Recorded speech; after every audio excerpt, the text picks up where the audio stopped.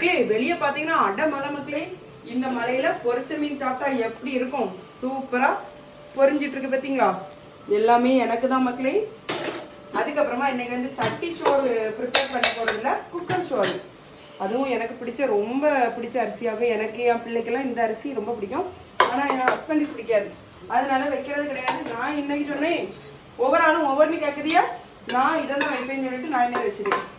அப்புறமா காலையில் வச்ச சாம்பார், அதுவும் குக்கர் சாம்பார் தான். சாம்பார், அதுக்கப்புறமா இந்த செங்கல்பட்டு அரிசியில் பொங்கின சோறு.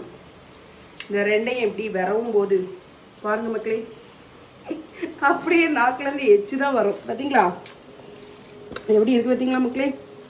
இதை வந்து இந்த குண்டாக்குள்ளே போடுவோம், அப்போ தான் கிளியராக தெரியும் உங்களுக்கு. இந்த சாப்பாடை பார்த்தோம்னா யாருக்கெல்லாம் டெம்ட் ஆகுதுன்னு சொல்லுங்க பார்ப்போம். இதுதான் மக்களே ஒரிஜினல் கூட்டாஞ்சோறு. இது கூட நம்ம சுட சுட பொரிச்ச மீன் வைக்க போகிறோம் பார்த்தீங்களா? எவ்வளோ நாள் வைக்கலாம், இன்னும் ஃப்ரிட்ஜில் பொரிச்ச மீன் இருக்கு, தேவைக்கு இவ்வளோ எடுத்துருக்கேன் பார்த்தீங்களா மக்களே?